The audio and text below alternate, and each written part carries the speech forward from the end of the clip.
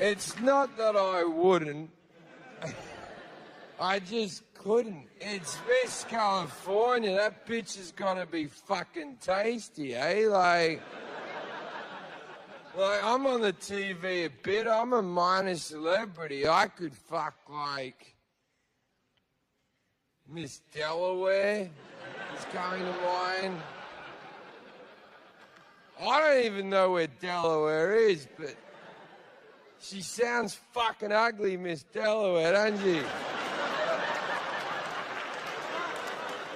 But I've got a girlfriend now. She's in the room. I got a girlfriend. She's moved into the house. A serious relationship.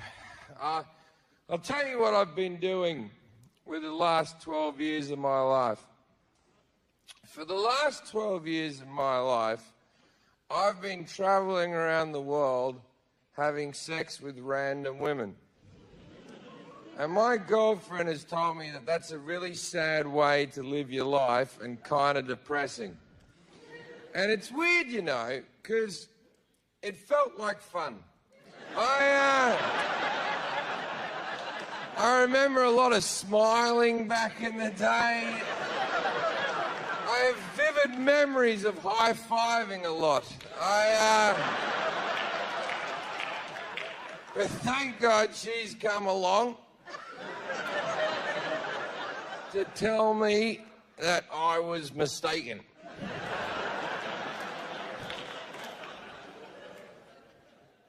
Mate, you might be asking why would I want to settle down. Then I'm at the age now, 35, where I'm thinking of the future. I would like to be a father one day. I think I would be a great dad. I really do.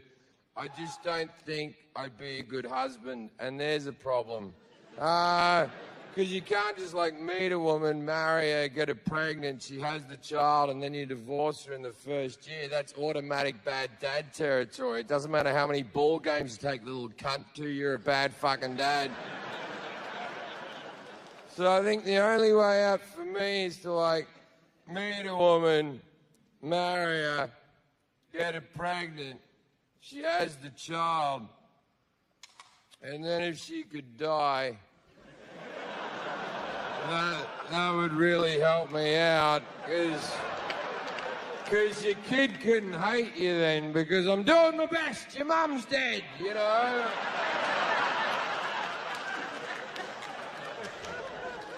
But I've looked into it, and not as easy as you might think. It turns out that terminally ill women don't want to get pregnant. They're all about them and what they're up to and their issues. The terminally ill are very fucking high maintenance, if you ask me, so I need to find a woman who doesn't know she's dying, and that's a whole new set of complications. So I need to befriend a doctor. That doctor will have, like, a cancerous woman come into his office, and he'll be like, "Oh, you're fine. Get out of here. You're wasting my time. Congratulations on the weight loss." Then he'll ring me up and go, "I've got one." And I'll be like, "Yay!" And then I'll give him a couple of free tickets to a show. We'd call it even. Then I'd meet the girl. I'd be really charming. I'd get her married. I'd get her pregnant. She'd have the child. And then if she could die, that would get me out of a bind. Like, I don't want her to die during childbirth. I'm not a fucking animal, you know, like a few years later, after the kid could walk and talk and wipe its own ass and open the fridge and take care of itself to a certain extent. And I'm thinking I want a daughter. I think that would suit me, to have a little 3-year-old daughter, Eliza. I've already named her. So picture me, Jim Jefferies, with little Eliza, struggling through life. Hey, just the two of us. The mum's fucking dead. She's long gone. It's just the two of us. I do what I can. I take her on the road with me because I can't leave her with anyone. She's all I've got left.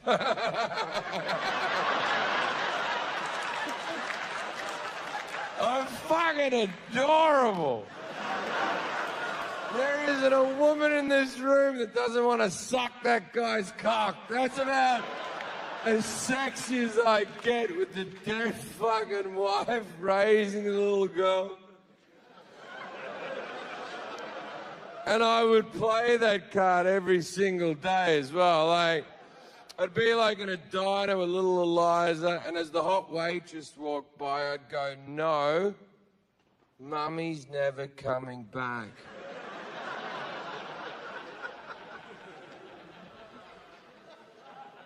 Then when the waitress came up, I go, "No, nothing for me, thank you so much. But I think someone might like an ice cream sundae." It's her first birthday without her mother. No, it's okay, we're okay. Sometimes I think she takes care of me.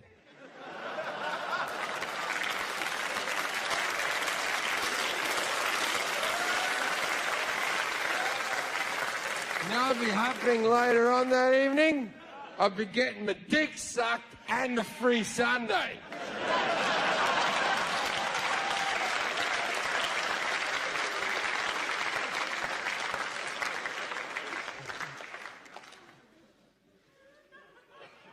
And I raised that kid good too. No fucking around. Raised that kid the same way that I was raised. I beat the fuck out of it.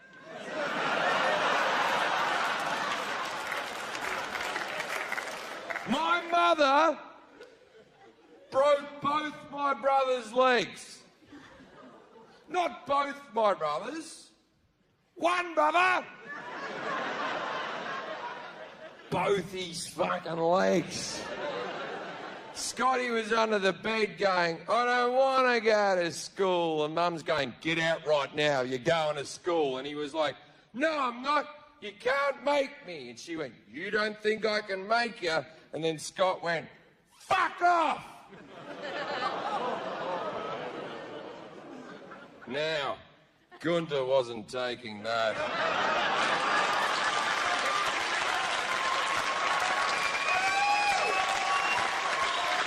She reached under, grabbed him by the shirt, pulled him backwards, yanked him upwards so his shins shattered against the bed frame and the floor. Now, on the upside, didn't go to school that day. Got a couple of extra days off to relax. Fucking soft. You're soft people, I'm telling you. You just care. This self-esteem and giving every child a fucking medal if it runs a race. And there are two fucking lots of people in this world, winners and fucking losers, right? You might not be a winner at everything, you might not be a loser at everything, but you won't find out what the fuck you're good at if they tell you you're fucking good at everything. Right?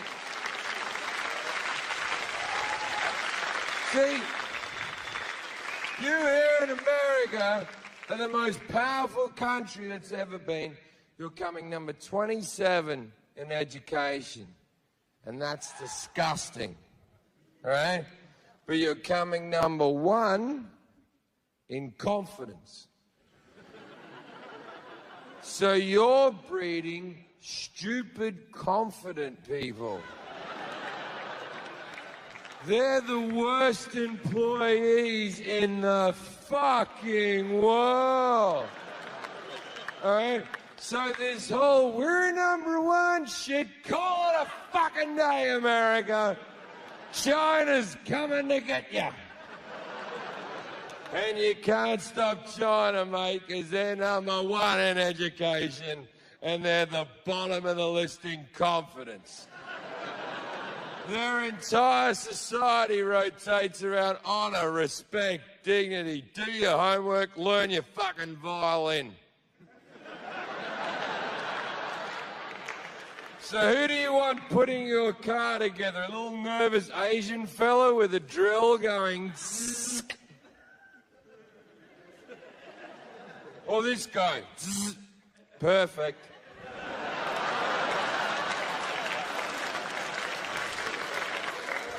Because you can't compete with the Asians. It's not that they're smarter. They're not smarter.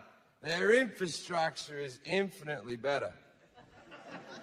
The Asians do something that we don't do. They acknowledge stupidity. If you have a classroom of American children, little Johnny isn't keeping up with the other kids, what do? Come on, Johnny, you can catch up. We believe in you. What do you think they do in China when fucking Mei Pang isn't towing the line, eh? Get out of the way, you dumb cunt. Don't talk to the smart kids. You're weighing them down. Go over there and make some shoes and help our economy, but leave them alone.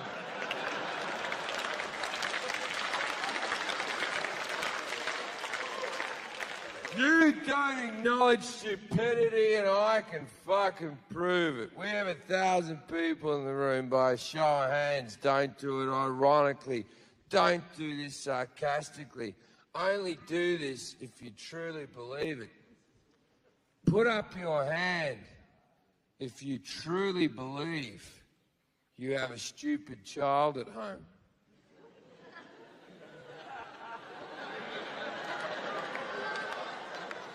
None of you. Well, guess what? It's statistically higher than that. But your child isn't stupid, not your child. Your child has a learning difficulty. That's the definition of stupid. If you have difficulty learning, that's what stupid is. If you find it hard to put information in your head and recall it when you need it, that's textbook stupid. And there's nothing wrong with being stupid. I will take a nice idiot over a smart arsehole any fucking day of the week, ladies and gentlemen.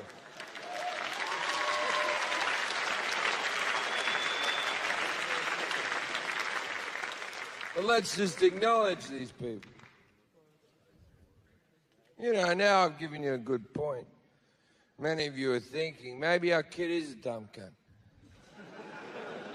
You're picturing him in his little league game. He's in the outfield digging a hole with a stick.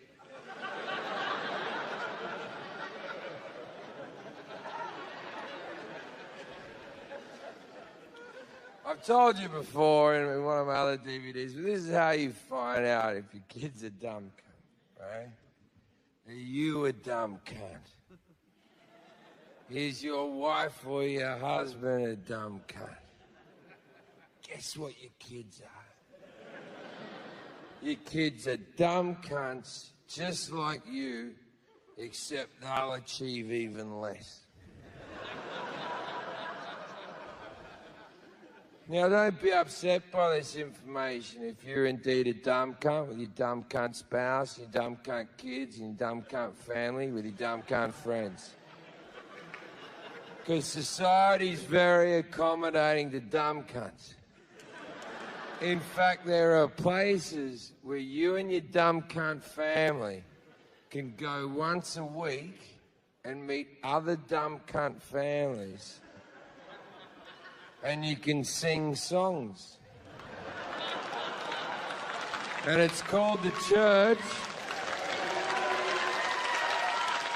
And they've never turned away a group of dumb cunts. The church loves dumb cunts.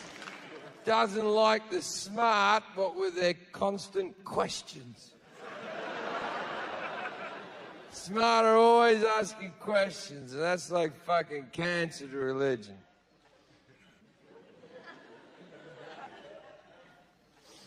See, I became an atheist when I was 15 years old. I remember there was an exact moment. I was digging a hole with a stick, and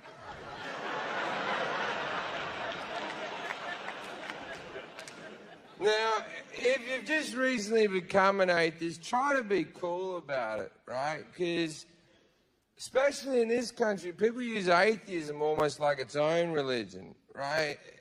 Because when you become an atheist, you're very angry because you've been fed so many lies that you become angry, right? So try to be what I call a good atheist. I used to be a bad atheist, right? For example, I didn't go to a friend's wedding once because it was in a church, because I wouldn't set foot in a church, right? And then, I couldn't go to parties because I always end up in a corner with a Christian going, "You're a fucking idiot," right? And that's no way to live your life, you know?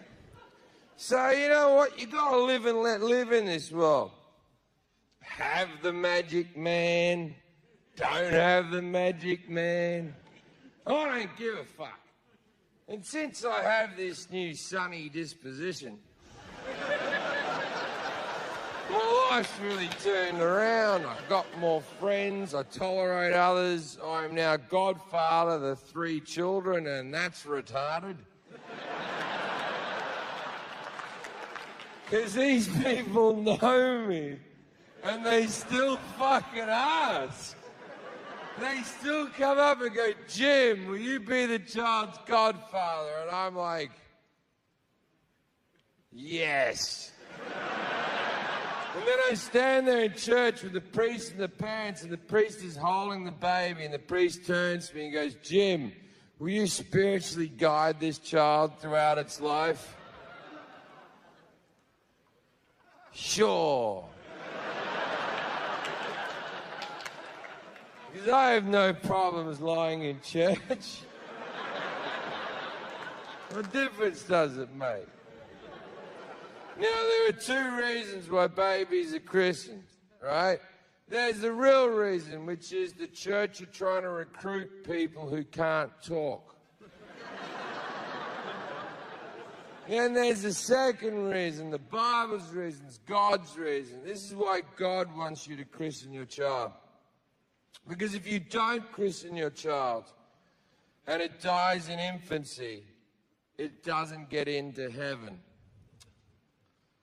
Aww. So if you are religious, your God sounds like a super guy. But if he lets one dead baby into heaven, then he has to let all the dead babies into heaven. And before you know it, heaven's just filled with fucking dead babies.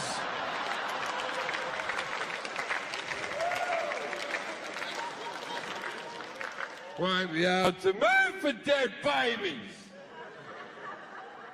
And let's not act like these babies didn't know what they did.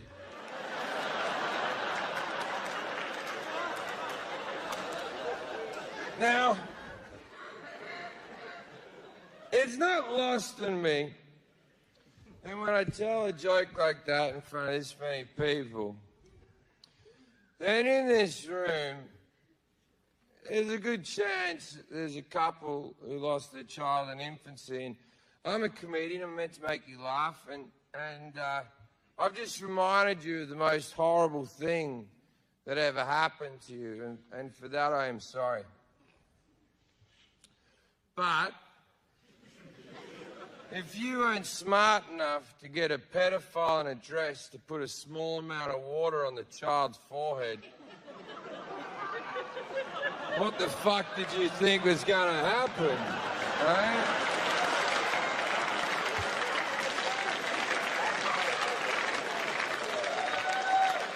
As far as I'm concerned, you're bad parents.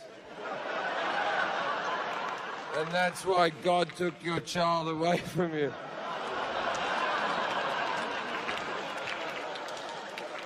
Because I think we all know that God makes no mistakes. So. Maybe you did.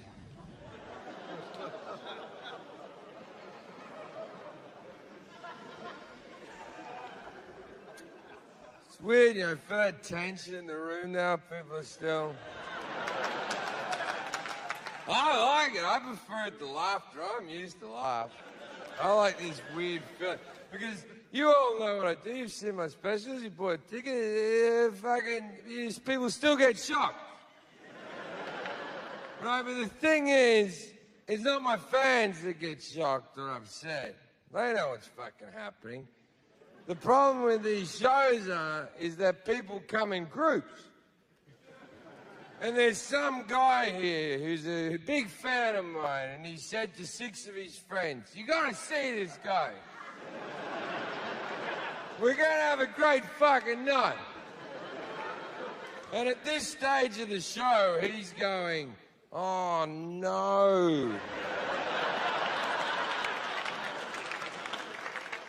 Oh, Karen's here. Karen fucking loves God.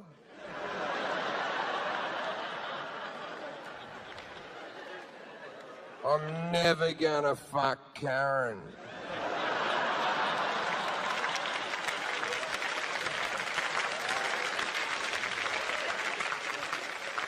Then afterwards, I'll be outside having a drink in one of the bars around the place, and afterwards, Karen will see me and she'll walk up to me with a smile like this. She'll come up and go. And then when she gets really close, she'll go, "You're a fucking asshole!"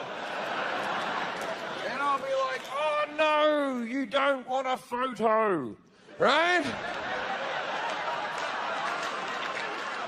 And then her friends will sort of drag her away, and as she's being dragged away, she'll yell something out like, "God loves you, Jesus loves you," some bullshit like that. Because Christians have this belief that there's a man on a cloud that loves them. Let's say he exists. He doesn't fucking love you. I've heard Christians say that my God loves me unconditionally.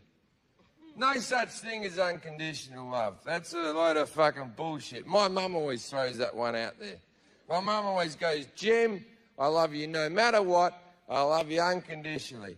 And I always think to myself, what if I cut one of her tits off?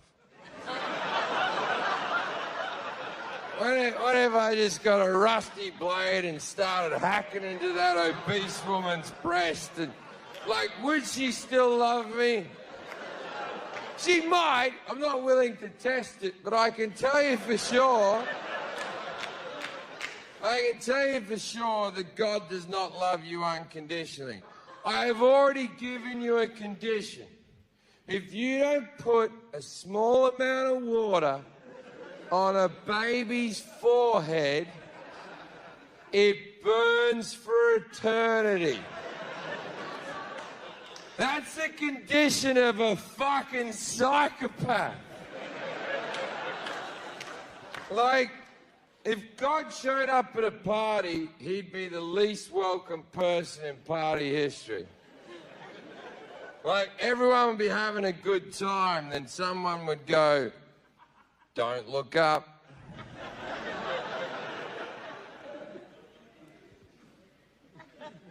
Oh no. God's here. "Hey God, how you going? We didn't know you were going to be here." "Yeah, well, I'm fucking everywhere, aren't I? So why the fuck wouldn't I be here?" "Well, God, it's really great to have you here. We're really happy you're here." And then God's like, everyone,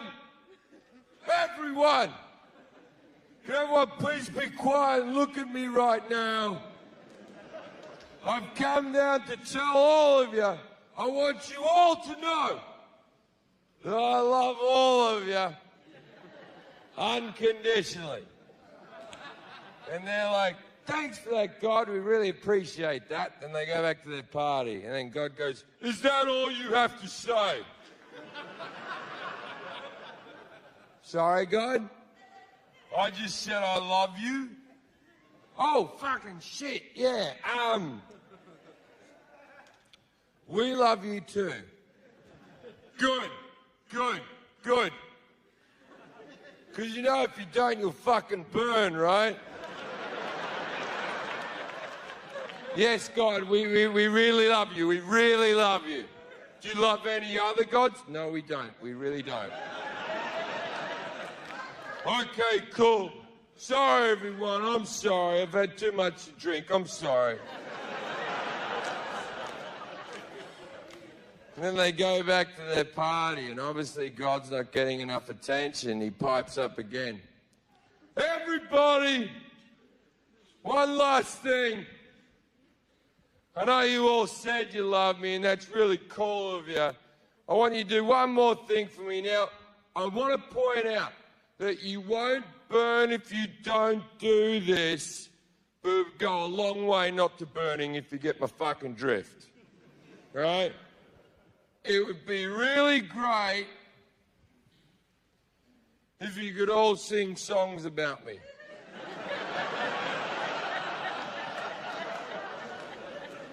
And they're like, sorry, God? I made the fucking world! Just sing a fucking song! What's the problem? And they're like, yeah, we can do this, can't we, gang? Let's sing some songs for God. And they start singing some gospel music. They begin with God's fucking digging it. He's just...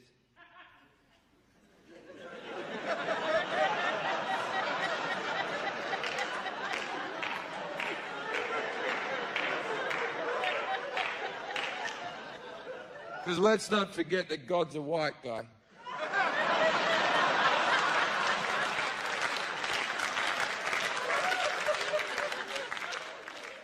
Then halfway through this song, God starts to turn.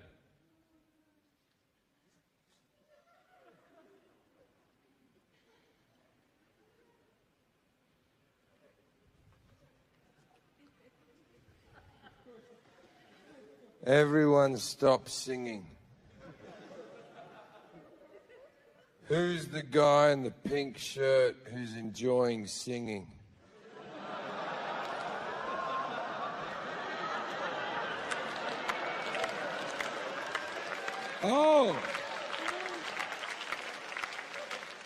Oh, that's Brian and his boyfriend.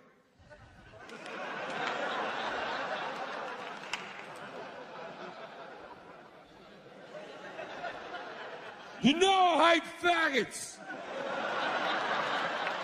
But God, calm down. You just said you love everyone, not faggots, I didn't. And then people are trying to calm him down. He's like, don't you fucking touch me! Don't touch me, you faggot lover! They're like, God, it's probably best you just leave this party. You're all gonna fucking burn, all you fucking cunts. And he goes outside and he's trying to calm himself down. I fucking hate faggots. I couldn't be clearer about this. It's in my book, for fuck's sake. Everyone's got the book. No one's fucking read the book. Everyone's got the book. Then he passes like a young couple holding hands. He's like, hey, how you doing? You see that tree? I fucking made that shit. Hey, wait. Wait. Are you two married? No. Well, don't fuck each other.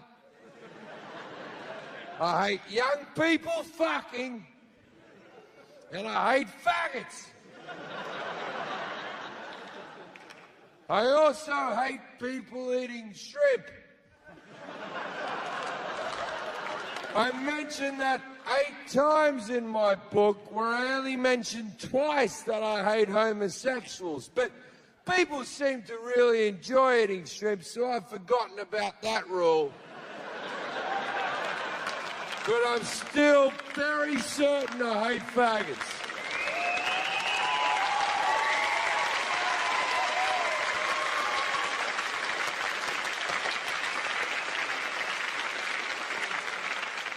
And everyone's like, I'm so happy to have him in my life. This constant glow I have in my heart. My pet hate when I'm on stage, it doesn't really matter too much in this show because it's being filmed, but I hate it when people have their camera phone up and they're videotaping my show when I'm doing a gig. For 2 reasons. It sounds silly, but first reason is simple. They're my jokes, and I don't want you putting them on the internet before I get to record them on a special. Second reason is I'm not in charge of the editing. You know how easy it would be to edit that last routine down to, I hate faggots!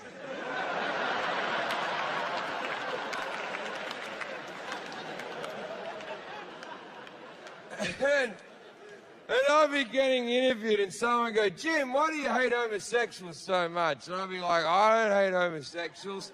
And then they'd show me the clip and I'd be like, oh no.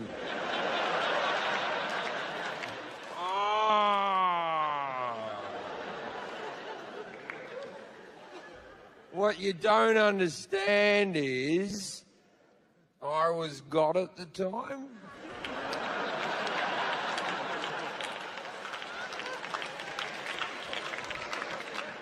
God doesn't like homosexuals. And I don't hate gay people, I'm pro-gay people, man. I protested for gay marriage. I believe very strongly in gay marriage. I believe if you're a person who's watching this special right now and you don't believe in gay marriage, turn it off, you're a fucking dickhead. I don't want anything to do with it. Now, and my reasoning is so simple, right? If you don't believe in gay marriage, you're a dickhead because it's got nothing to fucking do with you, right? Doesn't matter. It doesn't matter who loves who or who wants to be with who. It's none of your fucking business. None of your fucking business. If you hate gay marriage, you know what you should do? Don't marry a gay person. That'll be your little way of getting around it. That'll fucking show the gays, eh?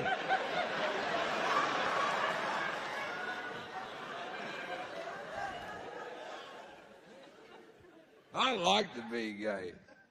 It'll fucking suit me. I studied musical theatre at university. I'm wearing leather without a shirt underneath.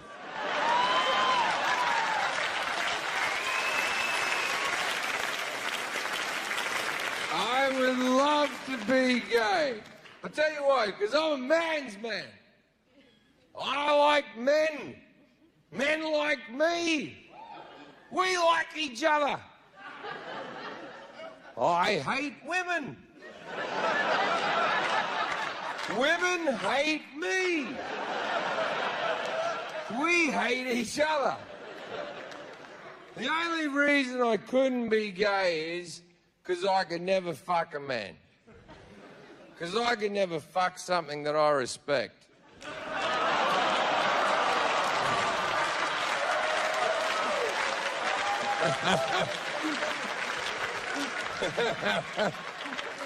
That's a good fucking joke, eh? That's a good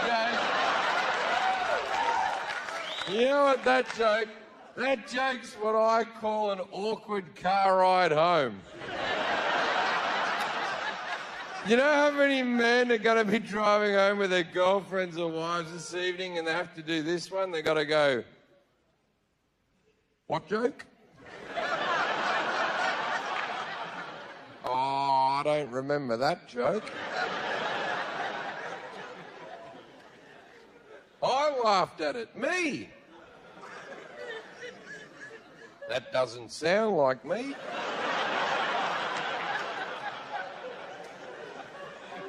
You're saying I stood up and clapped. I was probably laughing about the joke before it, where God hated homosexuals. How did I know that that joke was before it if I didn't know that this joke even existed?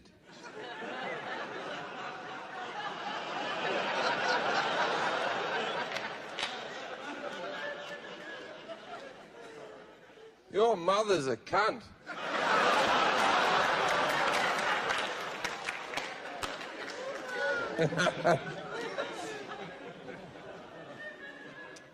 Let's tell some stories. Now, this first story, the first bit of this story you should already know. In the same way that you know things like don't kill people, try not to rape. When you're on an airplane, there's a thing called plane etiquette, and it goes like this. Window gets an armrest and a wall.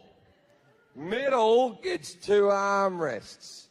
Aisle gets an armrest and a little bit of extra leg. We're not fucking animals, we live in a society.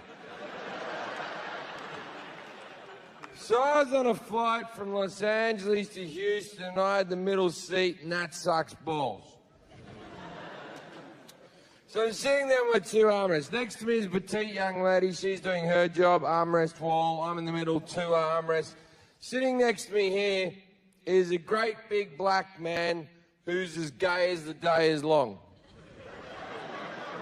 He sits down next to me, and we do the niceties. Hello. Hello. And then with no issue whatsoever, he sees my elbow there, and he just went, chock. And I went... No, I'm pretty upset, but he's a big fucking guy, and it's a long flight, so there's no need to get into an argument. So I have that argument that you have in your head where the other person doesn't know you're having an argument. Where you're like, you're a fucking asshole. And if you said this, then I would say, well, good sir, I think you're mistaken. Right? So I sit there festering for like 45 minutes, and eventually the air stewardess comes with a drink cart. Now, why I'm on air stewardesses, right?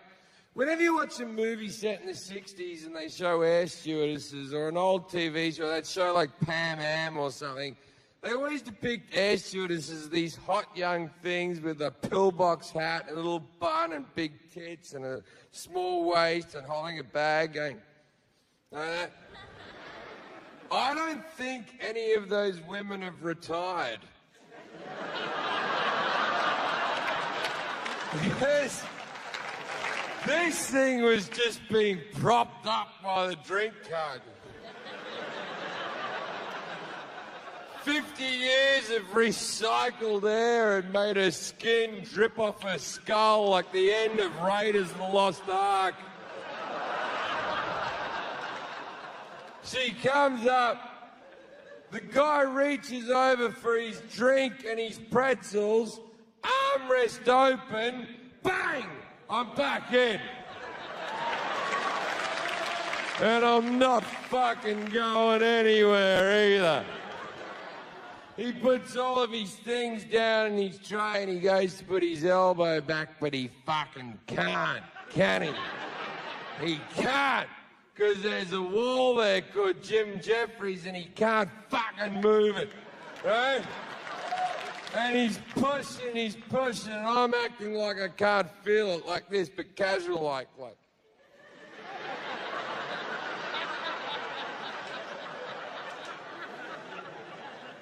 Then he gets his fist like this and his hand like that, and he's pushing really hard back. And I'm trying to do that casual.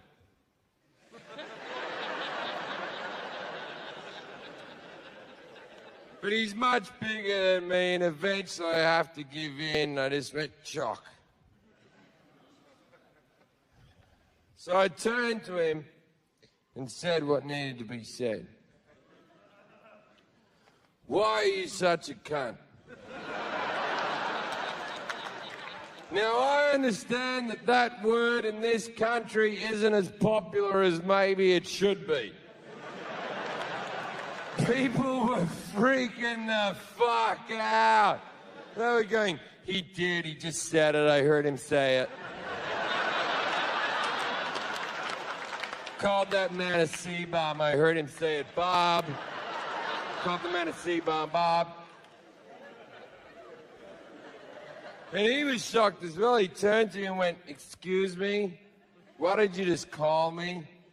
But in for a penny, in for a pound, right? And I was there going, a cunt, sir. I called you a cunt. And he said, are you upset because you're trying to take my armrest? And I went, you don't know plain etiquette. Window gets an armrest and a wall. Middle gets two armrests. Aisle gets an armrest and a little bit of extra leg. We're not fucking animals. We live in a society.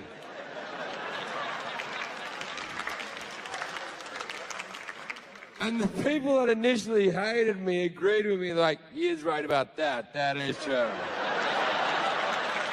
That is true. We do live in a society. And he went, oh, I'm only taking the back of the armrest. You can have the rest of the armrest. And I went, you take the back, you take the whole fucking thing. No one gives a fuck about the front of the armrest. No one's ever gone, thanks for the front of the armrest. I said, it's not just that you're taking my armrest. Your elbow has come over the armrest and it's digging into my rib cage. And he said, well, maybe if you lost some weight. I know. I was gobsmacked. I didn't know what to fucking say. I just turned to him and went, you bitchy queen. Now everyone on the plane has lost their fucking shit. The movie can fuck off, mate. No one's watching the fucking movie. I'm the entertainment now. The air stewardess comes running back on her walker. She comes up to us and she goes, what's going on here? And I said, I want this fucking asshole away from me. And she said, sir, this is not the situation to be swearing in. I went, yes, it is. We're having a fight. And she went, well, there's no need for name calling. I called the guy bitchy queen, so I sort of get what she's saying. And I turned to her and said, you know what? You're right. There is never a need for name calling. But, as a proud gay man myself, I feel like I've earned the right to say such words, so...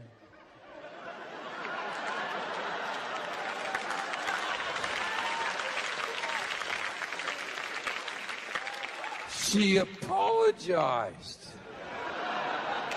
The gay guy knows I'm fucking lying. He's fagging the fuck out, just...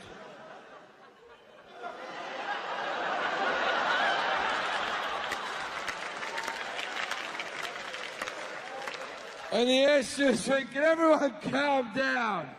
What's the problem here? And he went, he's trying to take my armrest. And the air stewardess went, everyone knows the middle gets two armrests.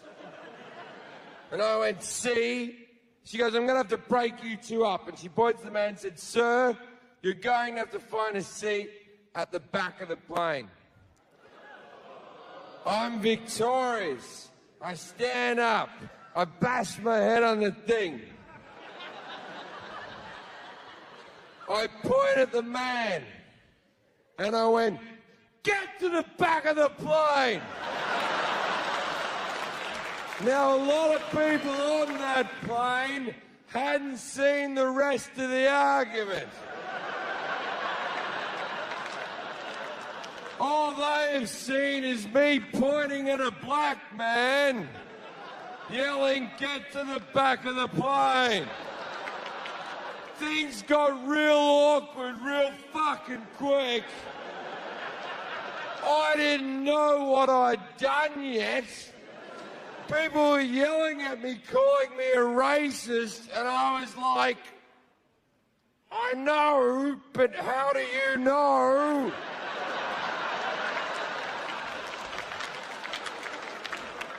Then a guy threw a bag of peanuts in the back of my head and said, "Sit down, you limey bastard." And I was like, "That's the British. I'm Australian, you fucking racist."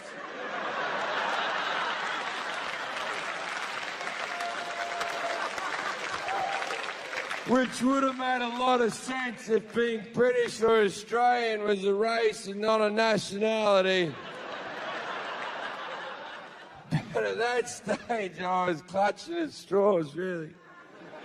So, I go sit back down in his old chair.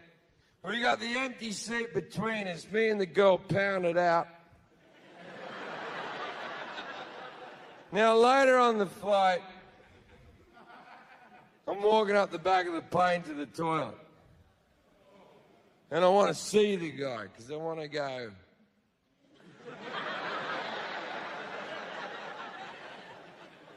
And I get all the way to the back of the plane. I don't see him anywhere. I'm about to go in the toilet. And then I see his leg around the corner. There were no more seats. This is a full flight. He's sitting in the air stewardess's landing seat that folds down with a seatbelt over the top like he's in a fucking go-kart. I put my head around the corner and went, "No armrest here, dickhead." And the air stewardess went, "You get back to your seat," and I ran away like a child, like.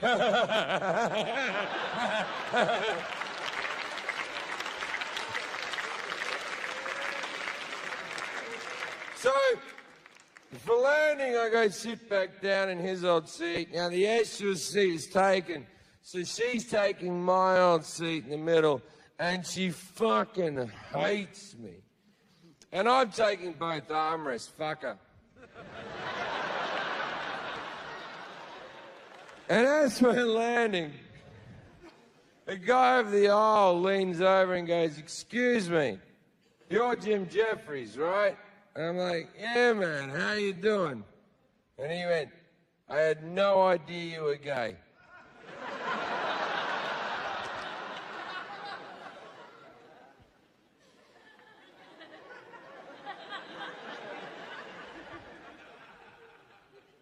Fucking yeah, man. I like cock.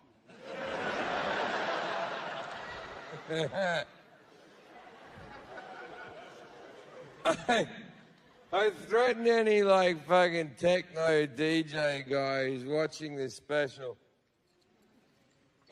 to make some song out of "I hate faggots, I like cock." I hate faggots. I like cock.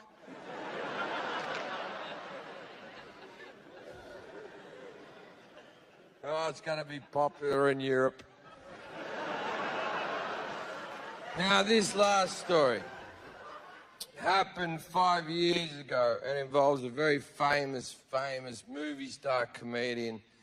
I won't say his name as he comes out of this story very poorly.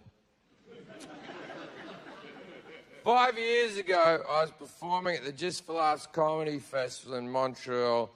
I was out there before my career had taken off over here a bit. I was out there supporting a very famous comedian. I was just doing the 10-minute warm-up in a big theatre like this. And for me, it was a great stage in my career because I'd never been flown overseas to a gig.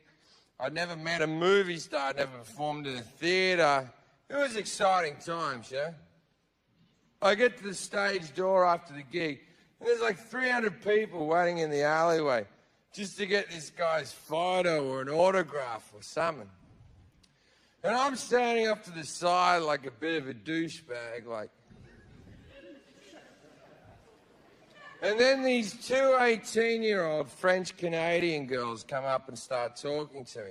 Now, one of them's all hot and 18 and warm, all right? And the other one's more...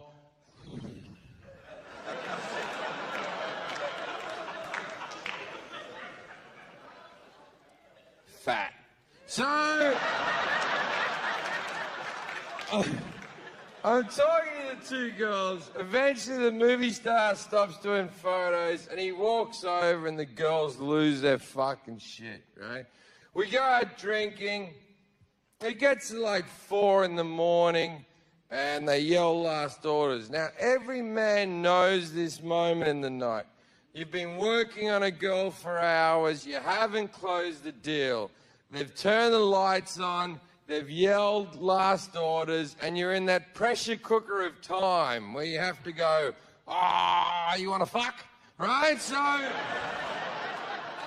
going to let you in on a little secret, which a lot of comedians do, and I'll tell you what I did in this situation.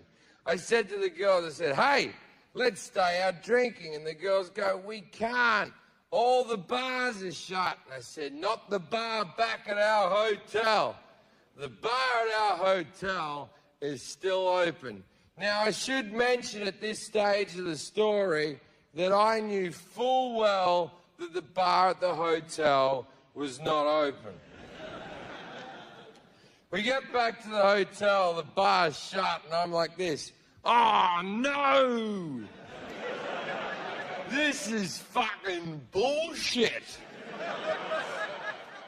Thank fuck I have drinks up in my room. And then the girls come up to the room and the spider web of deceit is complete.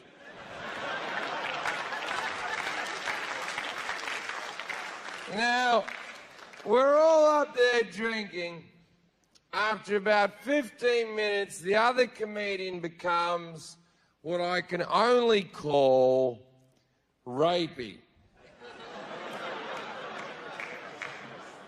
He wanted the two girls to kiss each other, but he wasn't doing that drunken, how about you two start kissing? He was grabbing the back of each of their heads, going, do it! Kiss each other! Do it! Now, I was sort of in awe of this guy, so I was kind of nervous, so I was like, don't do that. But there's a bit of my brain going, but if you pull this off, I'm right there with you. Right?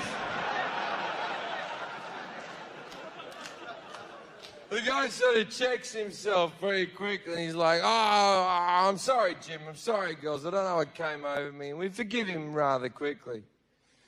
We continue on drinking. About 40 minutes later, we run out of Coca-Cola to mix with the Jack Daniels, so I go out to the vending machine to get more Coke. I come back in with all these cans of Coke under my arm. Now, obviously, since I've been away, the rapiness has surged back through his veins because he now has one of the girls pinned up against the wall and he's tearing at the top. The other girl's on his back trying to fight him off. Now, as exciting as it was to see my first rape, I really felt like I should intervene, but I was nervous, so I was kind of like George McFly from Back to the Future.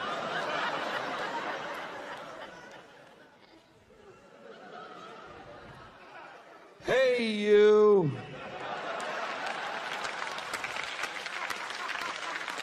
You get your damn hands off her.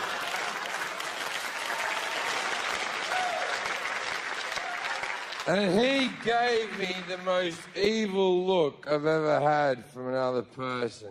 He slammed that girl against the wall. He fought the other one off his back. And he looked at me and he goes, I'm going to make sure you never work with me again. And you girls can fuck off as well. I'm going to bed. Then he storms out of the room and he slams the door behind him. Now, the girls are about to cry, so I've got to keep things upbeat, right? You know when you're with a child and a child's fallen over and there's a small window of time where the child doesn't know it's hurt itself? And if you just go, wow! The kid sort of goes, oh no, what's happened? So he stormed out, the girls are about to cry, and I'm literally going, whoa! Oh, someone had too much to drink now, didn't they? Oh, don't cry. I'm not gonna rape you. Look. I'll lock the door, okay? He can't get back in. But you can't get out. No, I'm joking. There's no rape. So the girls calm down. I go over to a table in the room and I start cutting up a gram of coke. Now I turn around to offer the girls a line, but the look of horror that is on their faces. These are 18-year-old girls. They've never seen cocaine. I might as well turned around with a belt around my arm, holding a needle just... So as soon as I saw their faces, I tried to downplay the situation, so I went...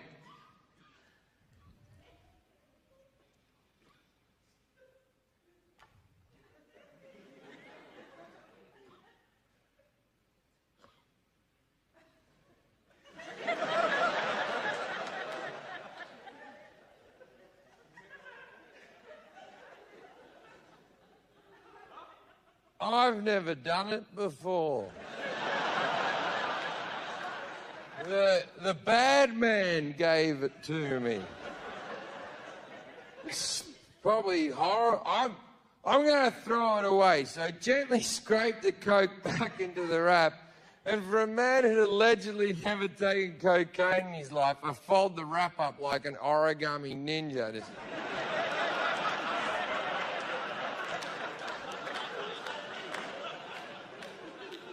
And then I looked at the girls and I went, well, I'm off to the bathroom.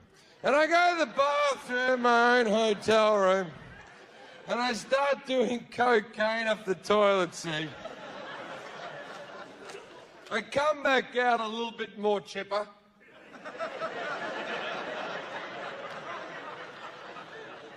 I lay down between the girls. Every 10 minutes I'm getting up and doing cocaine. I'm coming back. I'm still drinking whiskey after whiskey. So I'm drunk, plus I'm coked up, but I'm trying to act like I'm not coked up. And so I'm trying to hide everything in front of the girls. And that's given me the appearance of cerebral palsy. Because I'm just laying between the girls going...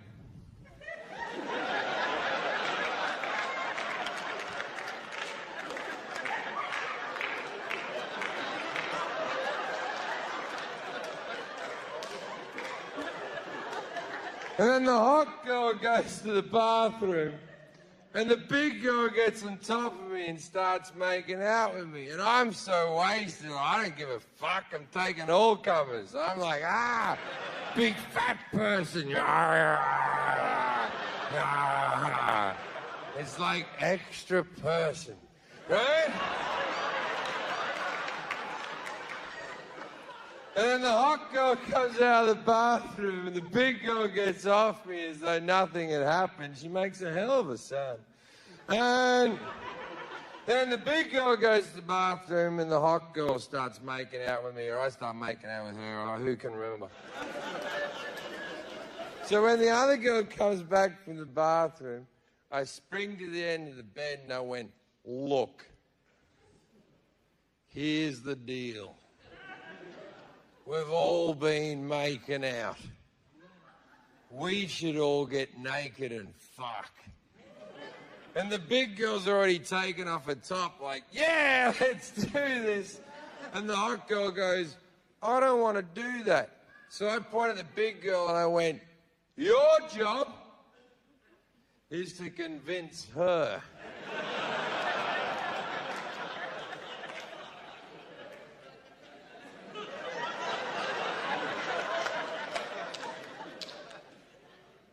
I'm going to the bathroom.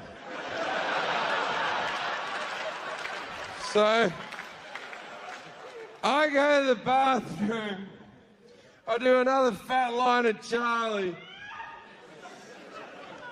I peer out the bathroom door. The two girls are naked. I'm excited, but I've never had a threesome before, so I panic a little bit. So I jump back into the bathroom in front of the mirror. I'm like, ha ha! This is fucking brilliant! 40 minutes ago there was gonna be a rape in this room. I've really turned things around. And then my brain goes, you've just taken a gram of coke in 40 minutes. And I look down and my cock shriveled up like a walnut. And I'm like, oh no! And I start hitting it like it owes me money. I'm trying to reason with it. Come on, it's two 18-year-olds. This is what we've always talked about. I'm stretching it, trying to get blood flow back into it. But I've got nothing. I don't know about you, but when I take coke, I bloat out and I sweat like a beast. And I'm all fat and sweaty with this gnarly little fucking cock. My mouth's like cotton and I'm just looking at myself in the mirror like...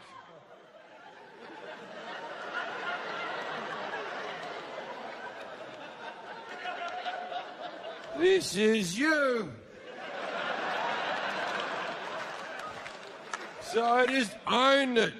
And I just walk out all fat and gross like...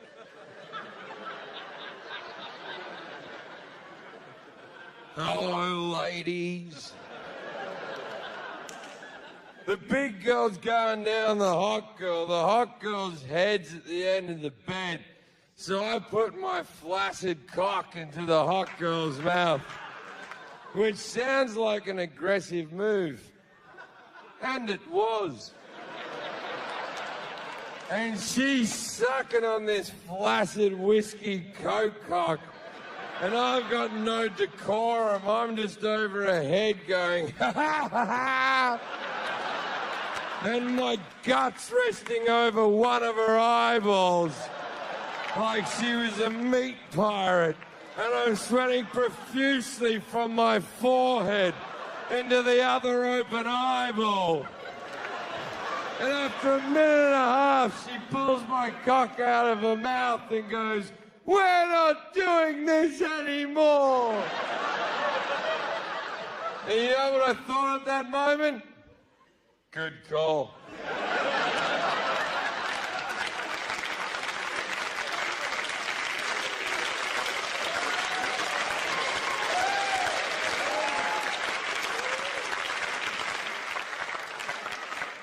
I really pushed that boat out as far into the harbour as maybe it should have gone, you know? I just wanted the girls to go home. I wasn't going to make them happy. All I wanted at this stage of the evening was to have me coke wank. Now, if you don't know what a coke wank is, let me explain. When you take about a gram of cocaine or so and you get home and you're laying in bed and your friends are gone and the sun's about to come up and the depression's about to set in, you masturbate for around 4 hours.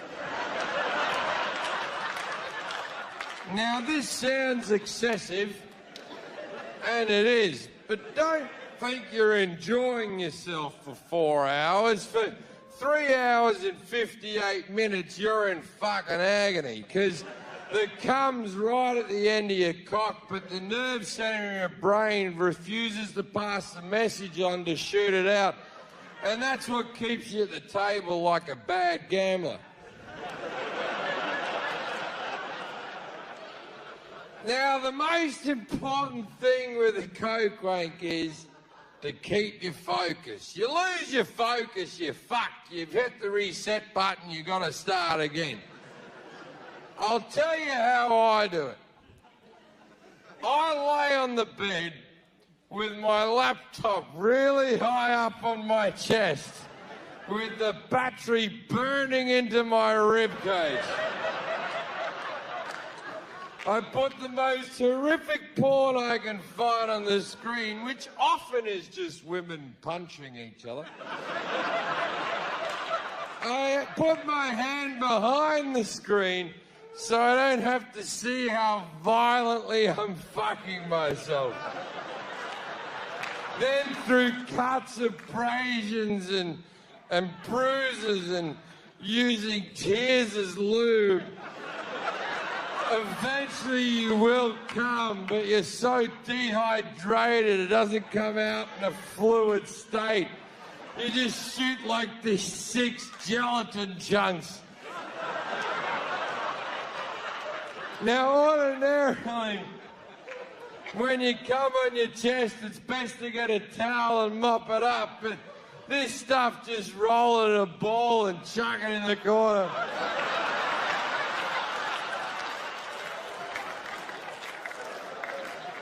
Then after you come, you realise something you didn't know before. You're almost dead. Your heart's beating at a very irregular pace. Your mouth's like cotton, so you peel yourself off the mattress to get water, but your thighs are cramping up.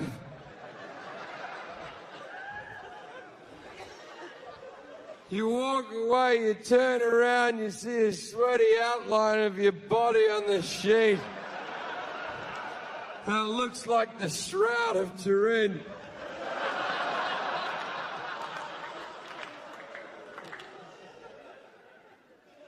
Anyway, I was looking forward to doing that.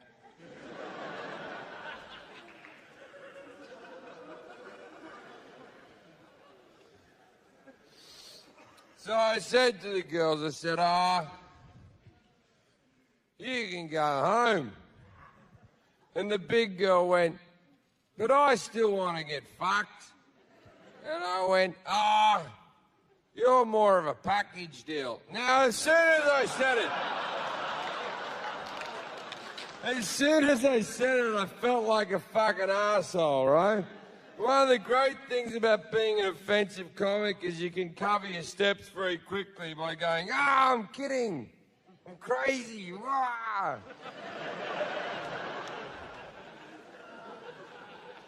So I did that. I went, I'd love